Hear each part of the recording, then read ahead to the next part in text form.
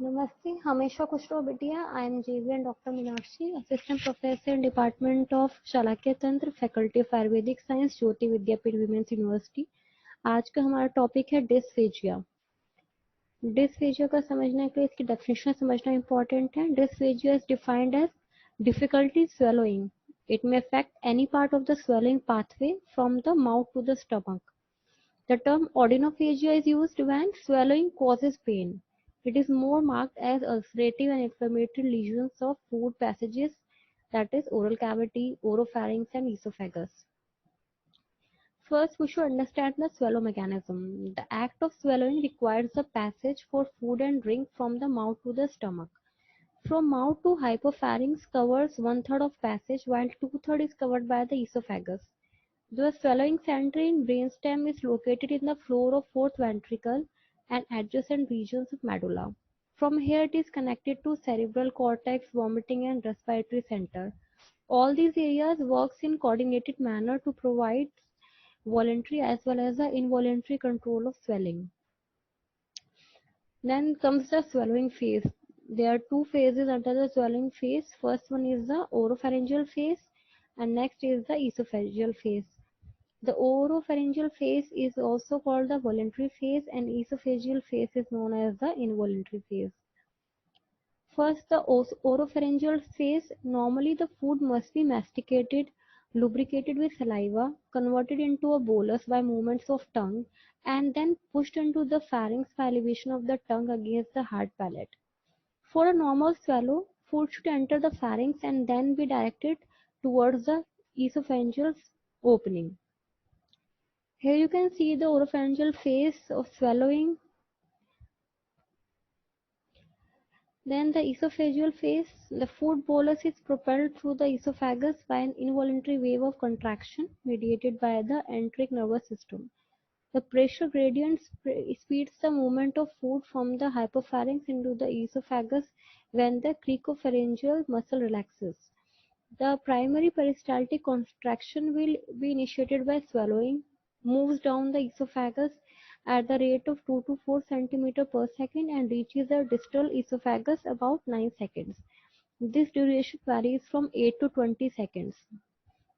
Then the classification. Dysphagia has been classified broadly into two types on the basis of site. First, the pre-esophageal or oropharyngeal dysphagia. Second is the esophageal dysphagia. In the pre-esophageal dysphagia, it is due to disturbance in oral or pharyngeal phase of swallowing. The second is the esophageal dysphagia when disturbance is in esophageal phase of swallowing. First, the oropharyngeal or esophageal dysphagia versus in oropharyngeal dysphagia, there is difficulty in preparing and transporting the food bolus through the oral cavity as well as initiating the swallowing. This may be associated with aspiration or nasopharyngeal regurgitation. In esophageal dysphagia, patients complain of food sticking in their lower throat, neck, retrosternal discomfort or epigastrium. Then the functional grading of dysphagia. There are 6 grades of dysphagia.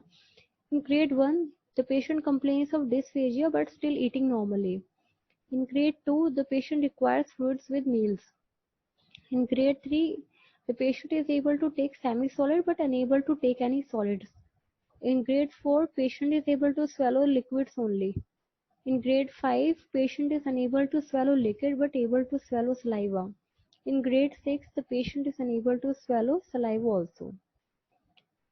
Then the pre-esophageal causes, the oral causes are disturbance in mastication. Patient may suffer from trismus, fractures of mandible, tumors of upper or lower jaw, disorders of temporomandibular joint. Next cause is a disturbance in lubrication. Patient may have dry mouth following the radiotherapy. Third cause is the disturbance in motility of tongue due to paralysis of tongue, painful ulcers, tumors of tongue, lingual abscess. The fourth cause is the defects of palate. It may be due to cleft palate. Fifth one is the lesions of buccal cavity and floor of mouth due to stomatitis, ulcerative lesions. Next are the pharyngeal causes. These are obstructive lesions of pharynx, Patient may have tumors of tonsils, soft palate, pharynx, base of tongue, supraglottic larynx. Next is the inflammatory conditions like acute tonsillitis, peritonsillar abscess, acute epiglottitis, edema larynx. Third one is the spasmodic conditions like tetanus, rabies. Fourth is the paralytic conditions like paralysis of soft palate due to diphtheria causes nasal regurgitation. Then the esophageal causes, the lesions may lie in the lumen wall or outside the wall of esophagus. First one is the lumen. In lumen, patient may have atresia, foreign bodies, strictures, benign or malignant tumors, or Shirsaki ring. Next is the wall. The lesions lie in the wall. Lesion may be acute or chronic. He may have the esophagitis.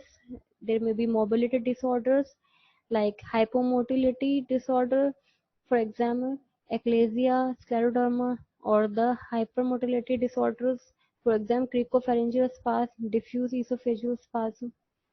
Outside the wall, there are lesions like hypopharyngeal or Zenker's diverticulum, hiatus hernia, cervical esophages, thyroid lesions, mediastinal lesions, vascular rings or dysphagia lusoria. Here you can see the image of Shetke ring in hiatal hernia. Then you can see the esophageal eclasia. In this image you can see the Zenker's diverticulum. Here you can see the arterial lusoria. Clinical presentation, the patient may have pain and difficulty in swallowing, sensation of food being stuck in throat or chest, coughing or gagging while swallowing, nasal regurgitation, dysarthria, nasal speech because of associated muscle weaknesses, frequent burning sensation in chest, having food or stomach acid back up into the throat, unexpectedly losing weight. Investigations, first one we should go for history taking, then clinical examination, then blood investigations, then radiology, then manometry, then pH studies, then esophagoscopy, bronchoscopy or thyroid scan. Then comes the medical management of dysphagia. If there is tongue scarring, then we should go for surgical release, positioning of food. If there is cervical esophageal, then surgical removal and diet modification. If there is scar tissue, then removal and posture. If there is T fistula, then surgical closure. If there is diverticulum, then we should go for surgical repair. Here is the chart of the condition, the conservative treatment and the invasive treatment. Thank you. This session is powered by digital version 2.0 Jyoti Vidyapeeth Women's University. I hope you are satisfied with my digital session. If you have any query, please write in the comment box. I will resolve it. Namaste, हमेशा खुश रहो बिटिया. I am JVN Dr. Meenakshi, Assistant Professor in Department of Shalakya Tantra, Faculty of Ayurvedic Science, Jyoti Vidyapeeth Women's University. आज हम discuss करेंगे other primary headaches. इससे पहले हमने हेडेक का इंट्रोडक्शन डिस्कस किया था, उसके बाद हमने 4 प्राइमरी हेडेक्स का क्लासिफिकेशन पढ़ा था.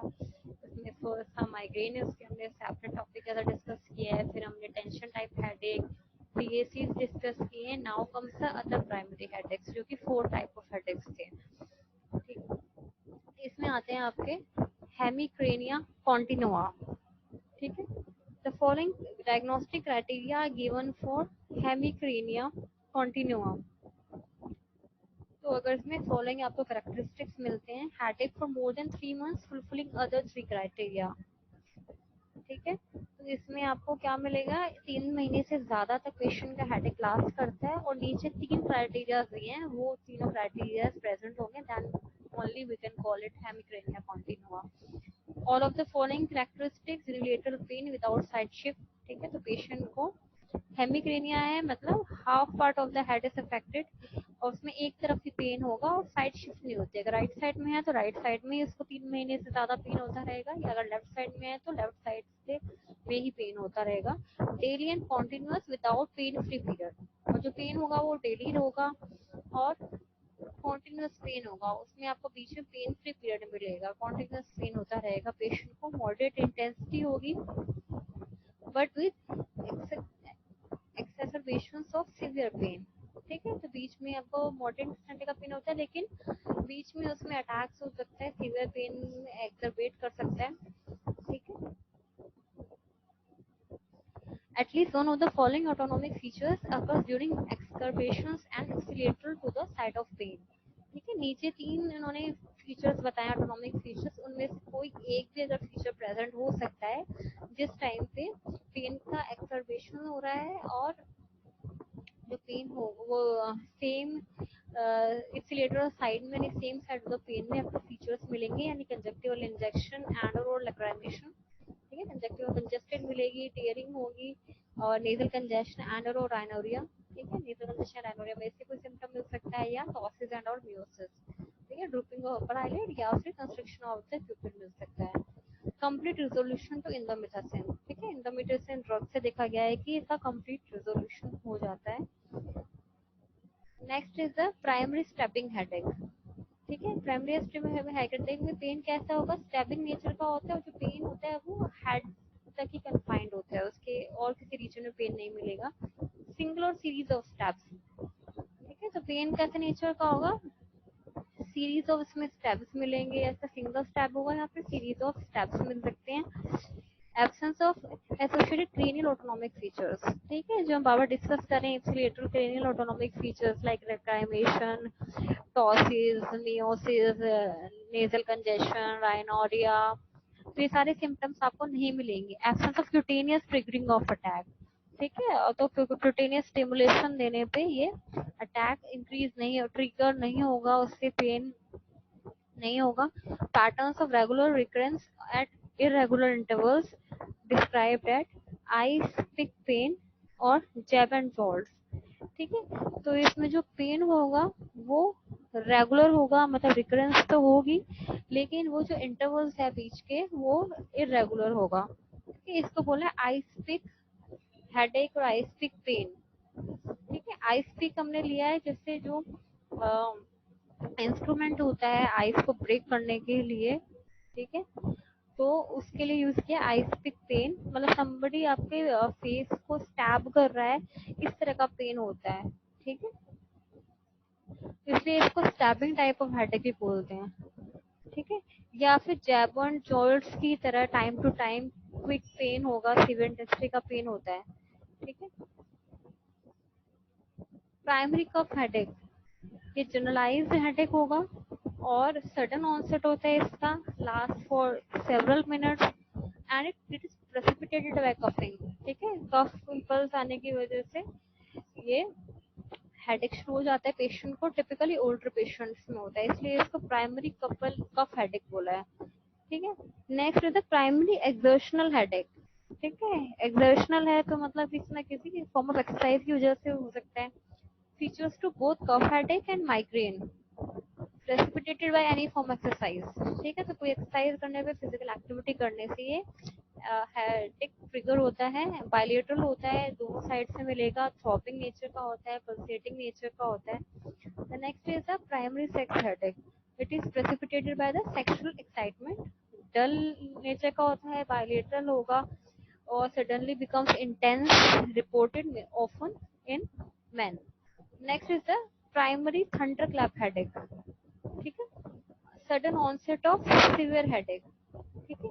तो जैसे थंडर क्लैप होता है, जैसे क्रैश ऑफ थंडर होता है तो एकदम से बिजली चमकती है, तो उसी तरीके से ये सडन हेडेक होता है और सीवियर इंटेंसिटी का होता है, ठीक है। Absence of any non provocation, ठीक है। इसमें देखा गया है किसी टाइप का कोई प्रोवोकेशन के बिना ही हेडेक होता है। Should be vigorously investigated with neuroimaging, CT, MRI with MR angiography and CSF examination, ठीक है। तो इसको पेशेंट को हमें इन्वेस्टिगेट करना चाहिए, उसके सीटी स्कैन कराना चाहिए, एमआरआई करानी चाहिए, ठीक है, एमआर एंजियोग्राफी करानी चाहिए और साथ में सीएसएफ का भी एग्जामिनेशन करना चाहिए। Last type of other primary headache is the hypnic headache, typically begins a few hours after sleep onset, lasts for 15 to 30 minutes, ठीक है। तो hypnic is related to the pertaining to sleep, ठीक है। तो sleep onset के कुछ time बाद ये शुरू होता है और 15 मिनट से लेकर आधे घंटे तक स्टे करता है पेन। मॉडरेटली सीवियर होता है, जनरलाइज पेन होता है और मेनली फीमेल पेशेंट्स में होता है और 60 की एज के बाद शुरू होता है। Photophobia, nausea usually absent. ठीक है, तो इसमें ना पेशेंट्स को कोई अवर्जन टू लाइट होता है, नो नोजिया वाले सिम्टम्स मिलते हैं। Major secondary consideration poorly controlled hypertension. ठीक है, तो इसमें आपको देखना है कि पेशेंट को ऐसा तो नहीं है कि हाइपरटेंशन है, वो कंट्रोल में नहीं है, तो वो आपको चेक करना है। ठीक है, तो here completes our other primary headaches. This session is powered by digital version 2.0 Jyoti Vidyapeeth Women's University. I hope you are satisfied with my digital session. If you have any query, please mention in the comment box. I will resolve it soon. Thank you so much.